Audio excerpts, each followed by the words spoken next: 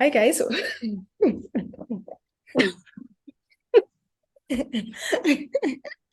Sorry. Sorry. Okay, get that down. Hi guys, welcome back to my channel. My name is Reba M. If you don't know me, and if you do, welcome back, honey. Anyway, as you can see by the title of this video, let me breathe.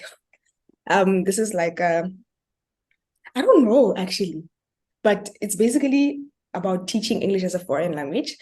So I have a guest on my channel, and she will introduce herself. Hey, Hi guys, my name is, should I give you my real name? My name is Kineilwe, and I'm currently teaching English in China, Hey, hi, welcome. basically. Oh, but Thank you have you. a channel as well, right? Yeah, I do. Yes, name of the channel. What is it? Kineilwe Gao. Yes, that's the name Okay. of my channel, Kineilwe Gao. Okay. So what's going to happen is I'm going to be asking her some questions about teaching English abroad as a foreign language abroad, and she'll be answering. So basically, this is going to be like a two-part thing. The first part will be on my channel, and the second part will be on her channel. But you'll see the logistics, or is that even the right word? But yeah, you get me. Anyway, let's get started already. I'm ready. Okay, so the first one is, how did you find out about teaching English as a foreign language? Hey, Batong. All right. I think, how did I find out? I think I've got like two different stories. So first, it's when I was in university. I was staying in Res, and in 2017, I was staying with this other girl, and she, I guess, was just going about her day, and she saw some Chinese people on campus, and she brought back a card, and she was like, "Yo, I met these people. They're saying we should go and teach English abroad," and I was like, "Oh, okay." I think that was the first time I heard about it, and I just brushed it off. And the second time I heard about it, and I actually considered it, was when two of the people I studied the course with, the undergraduate course with, they actually came here, and I was like, this is like a thing, it exists. So yeah, that's when I actually give it a consideration. So it was like, king, it's not a scam. Mm. Okay, so and then like, why did you decide that you want to go abroad or go teach? Because I do Mm, believe you were working, right, at the time. yeah, I was. Yeah, I'm trying to think now for it, what actually pushed me. I think it's just the idea of not being in South Africa. Like Mm. I never in my life thought like going abroad is like a thing. Like I only thought it was for the rich and like the famous, you know. And when I actually saw people I knew personally coming here, I was like, this is like possible. It's doable. Mm. And just the idea of not being in South Africa, in Africa, I was like, oh my gosh, I'm going. I'm literally leaving everything and I'm going. So it Yeah. was just the idea of not being there and living with like completely different people. But weren't you scared? Like, just that idea, didn't it scare you? It did, especially because of like the language and stuff. But I was like, hey, I'll not be the first one, nor the last one. So anyway. Okay, I get it. I get it. So, um, Mm. why did you decide on China specifically? Because I know there are like a lot of countries, right? Japan, South Korea, Taiwan, I think, Mm. all those other ones. Why China specifically? Mm. To be honest, ne, I think if I had known what I know now about like teaching abroad and how there are many other countries that do the same thing as China, I think I would have opted for a different country. But I think then the people that I knew were here in China, and I never really cared to explore about other countries. I thought China is the only place to go. I don't Mm. even want to know about other countries. That's where I'm going. So I didn't really make much research into where else can I go except for China. I just thought that's it, China. I guess also it brought some Mm, kind of comfort, right? Knowing that there are people here instead of just going to somewhere or saying mm, to anyone there. exactly. And it's crazy because China is so huge. It's not like but Baba Kilimfa. I knew them personally, but it's not like we're going to be in the same city. And we're like hours and hours away. We've never seen each other ever since I Really? came here. And it's been like 4 years. Yeah, we've never seen each other, we've never met. But the fact that I knew that they were here, I was like, that's it. If they are there, then that's great. We're in the same country. Oh wow. Mm. That's yeah, hey. Wow. Okay, so I've been asking follow-up questions. So basically, no like more question number 4. Yeah. Okay, so how long have you been in China? About December, January, 4 years, 4 years and 2 months. Yo, It's been a while. Time flies. it's been a while. And to think I haven't even, like, the time I came here was 2018 and now it's 2023. I've never visited home in that Really? 4 years. I've been here. Oh, I've Sure. been here. Yeah, but then I guess also, well, before 2020, it was obviously easier to visit, but then now the COVID and Mm, everything. yo, Sure. like COVID just literally messed up everything. Yeah, hey, I can imagine. Mm, I Okay, so the next question, Ki, how did you get your first job? Like, how was it? Like, how was the how did you get your first job? Like, how was the job mm, itself, the environment? How long did it take mm, you to actually move? Like, once you've decided, how long did it take for you to actually leave the country? mm, mm. Okay, so I'll start with the first question, like how did I get my first job? You know what I did? I literally just went on Google and I searched literally I searched teaching jobs in China, English teaching jobs in China. I was just like changing the words. And then I would see like some companies, I guess, or recruiters, and then I would just like send them my CVs. I had interviews which were not successful. And then I finally had an interview with one of us, like he was a South African recruiter who had lived here for like 10 years. And he was like, yeah, I know some recruiters. I can send you the WeChat contacts of them so you can talk to them. Then I did talk to them, but they were like, yeah, I know you don't have experience. So it was still unsuccessful.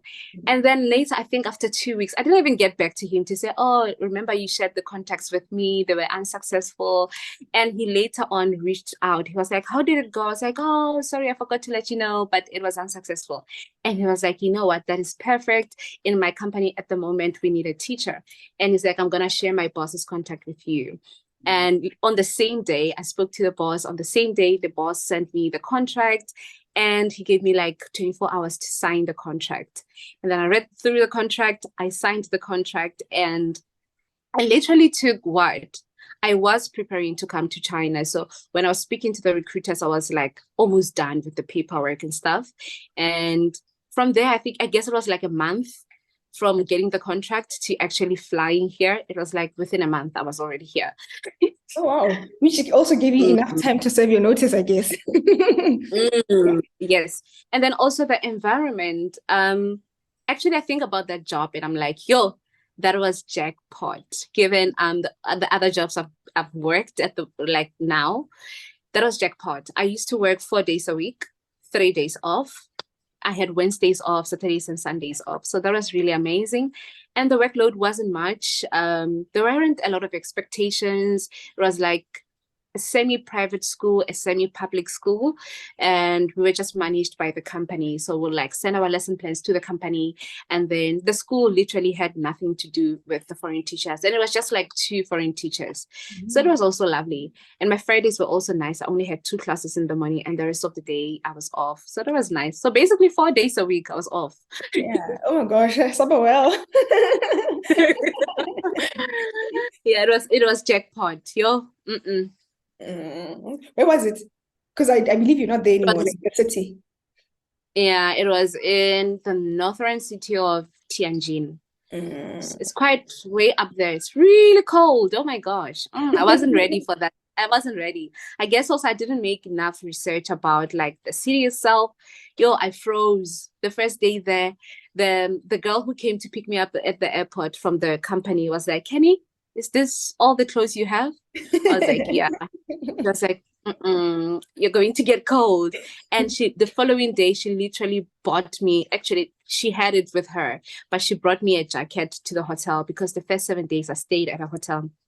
And she brought a really warm jacket. She was like, you can have this. It's mine, but you can have it. Because I literally, I thought the winter, the winter in South Africa is just like normal, it's okay. But here, especially if you're in the northern cities, you need like heavy jackets. And I didn't have that. And she was like, you need this. I still have it up to date. I don't want to throw it away. Wow. Oh wow, I can imagine. Yeah, ne? So Hectic. yeah, like I don't think one is ever ready for that kind of cold. The snow is exciting, but yeah, I know. Then the temperatures would go as low as minus 10, -5. Oh, Yeah, just the thought of it. But the way it's so hot here, I wouldn't mind at this point because it's so hot. But I'm just like, I can sure. I can sure. because you are in the very hot situation now. You feel like, oh my gosh, I could literally use up any snow, any coldness. But once you're actually in the situation, you're like, no, that's enough. I want heat. I want warmth. Yeah. Yeah. Okay, more question number 6. Okay, so what are the basic requirements to teach in China? The documents needed, etc. The basic requirements at the moment, you definitely have to have a degree. It doesn't necessarily have to be a teaching degree, any degree in any, what do they call it? In any major, it's okay. And you need your police clearance to be clear, which means that you don't have any case or you were probably once of a convicted criminal. And then you also need your medical records clear.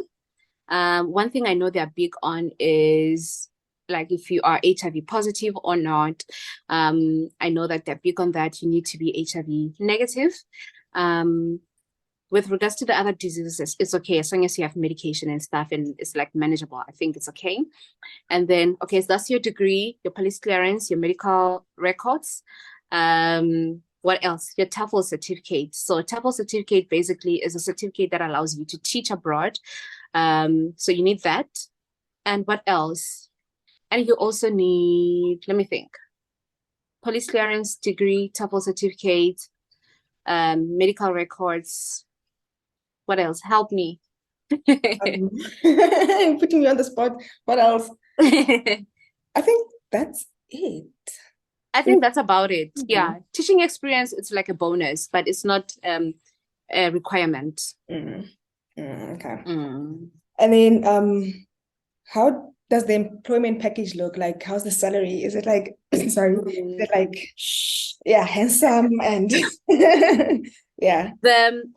I would say, I think also because like I'm South African, I'm comparing it to what I was getting while I was in South Africa and what other people are getting in the teaching industry or department in South Africa.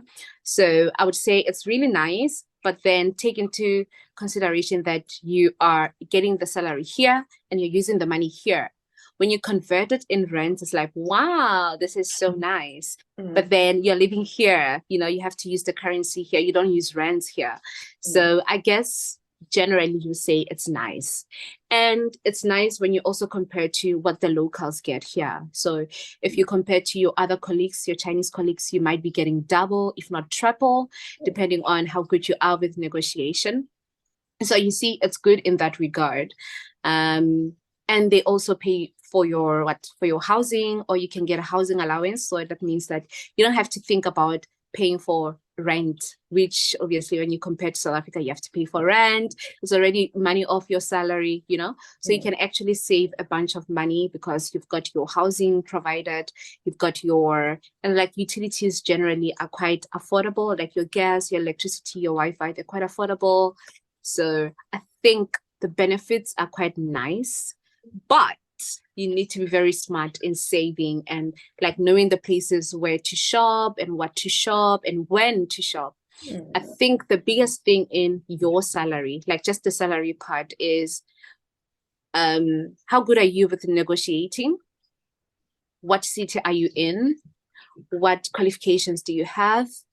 What else? And the school you are going to work for. If you work for an international school, for a private school, and the type of school, are you working for a kindergarten, for a primary, a high school, a training center? So all those are the factors that contribute to your overall salary. So yeah. Okay, so you're able to send money home. Like it's not an issue like with the banks or anything. I mean, yeah, definitely, it's not an issue. But you find some ways of like sending money without using the banks. There are some people who can help you with that, but it's not a problem at all. Obviously, the bank will charge you like a fee or so, and then probably will take days. You know how banks work. They'll say, oh, in 5 working days or 3 working days, and sometimes you need money immediately at home, Yeah, but it's not an issue at all. You can literally get your money from here to South Africa within a minute sometimes. It depends. Oh, wait, I know also there's medical insurance. Yes. So one of the benefits also in like getting a job here is like housing, medical insurance. So medical insurance that they usually give us here is like local. It's not like international or for private hospitals, which means that, and sometimes it doesn't cover everything. It literally just covers the basics, but also those are one of the things that you can negotiate with the school. Maybe you can say, oh, maybe you can cut my flight allowance. Please make sure that my medical insurance is like really top tier, but they do pay for your medical insurance. Sometimes you just need to go to the hospital and you don't have to pay anything. Sometimes you need to pay beforehand and then you apply for reimbursement. So it just depends on the medical insurance that you have, but they definitely do pay for it. And if you have a baby, sometimes they do pay for your baby's medical insurance too. Really? That's great. Okay. Even for school, if you have a baby and you're going, like, you work for a really good school which has kindergarten or primary, it doesn't matter, but you can, like, maybe they can give you 50% of fees. Your baby can go to the same school and they can enjoy so many benefits, so that's lovely. Yeah, it is. So it's like it's not even an issue when you have to consider, oh, I have a family or anything like that. Definitely, you can just relocate with your family and they'll be sorted. Wait, you mentioned flight allowance, so there's flight reimbursement, right? So flight allowance, I'll talk about what was happening before COVID.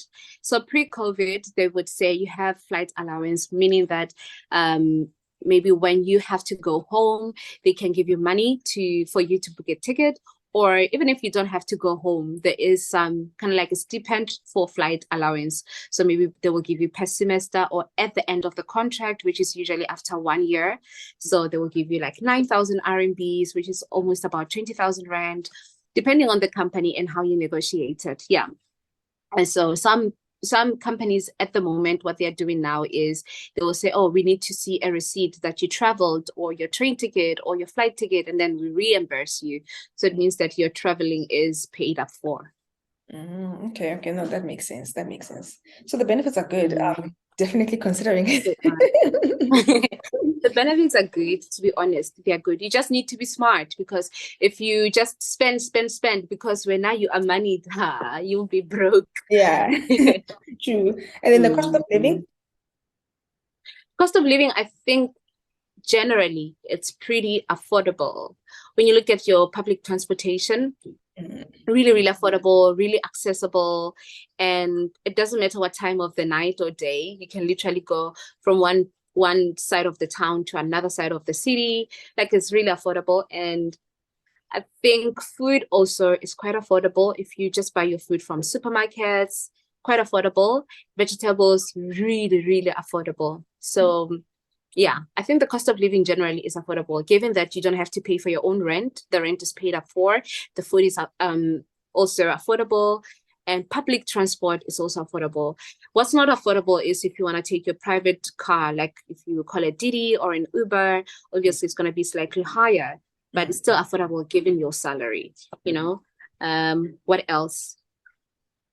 Yeah, I think and like clothing or just like buying stuff, because there's so much competition. You can buy stuff online and the prices are always cheaper, but remember, you get what you pay for. True. So yeah, you get what you pay for. But I think generally the cost of living is quite affordable if you exclude like private hospitalization. Like I said, the school offers you medical insurance, but it's like basic and for public hospitals. So if you want to go to a private one, you might have to pop out some money, and that'll probably be expensive on your side. But generally, just like the basics, really affordable. Okay, no, I get it. Sorry. And then No. where was I? So what type of schools can you teach in? So you can teach in like I'd say 5 different schools. So there's kindergartens, there's primary schools, there's high schools, there's training centers, and then there's like universities. Okay. Sorry. So it doesn't matter like the level, you just get to decide when yourself. You get to decide what you want, but universities are a little bit strict about the qualifications. You need to be a little bit slightly qualified to teach there. Yeah, but other than that, everything else is just like really chilled. You just have to have your degree in any major and a TOEFL certificate, and you're in. Okay. Wait, I don't know. Something is happening here. It says time left 6 minutes. I'm not understanding. So, but anyway, I'm gonna try and ask these questions, Caspi, because I'm trying to understand why is it saying that. Wait, can you see me? What's happening?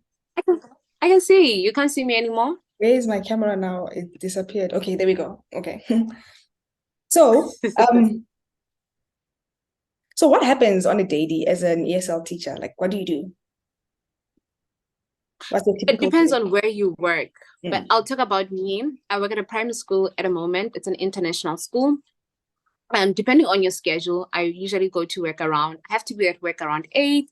And when I get to work, I don't have to straight away work. I can just like chill a little bit because there's still like some minutes before I have to teach. And I just follow my schedule, literally just go from one class to the other and teach almost the same content depending on what grades I teach. But every grade has like different books. They give you books to work with. Some schools give you pre-made lesson plans, like my school. I have pre-made lesson plans. I just have to adjust them and just like what's the word? Reflect afterwards. I have to reflect after the lessons. So yeah, basically that. And then there's like lunchtime. The school always provides lunch. I think all the schools do that. They provide lunch, and lunch is usually quite nutritional. And yeah, and they provide lunch. You have about 2 hours for lunch, or 1 hour 30 minutes, or 1 hour if your school is stingy. Yeah.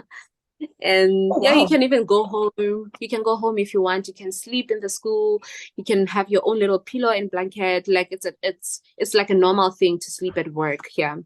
And then you go back to work for after lunch classes, and then after that, that's it. You're done. I usually finish at 4:20 because I'm on breastfeeding leave. Oh, really? So yeah, I finish 1 hour earlier than everybody else. So that's lovely. Yeah, so I get home around 5 because my school is not very far, and I use a private car because there isn't public transport to go to where my school is. So yeah, that's the typical day. You usually just grind, and have lunch, and then grind, and then go back home. Oh wow, that's about 2 hours. Oh my gosh, 2 hours lunch. That's all you had. No, everything else is like, normal because I started 8 as well, but 2 hours lunch, sure, where do you get that?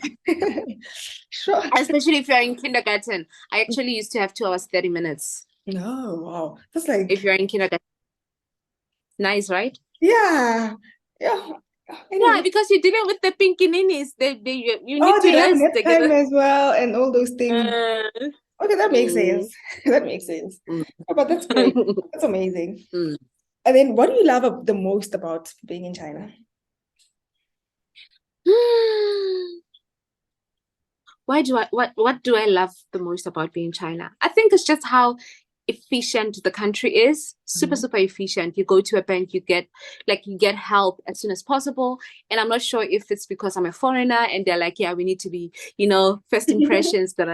But I think generally it's a very efficient country.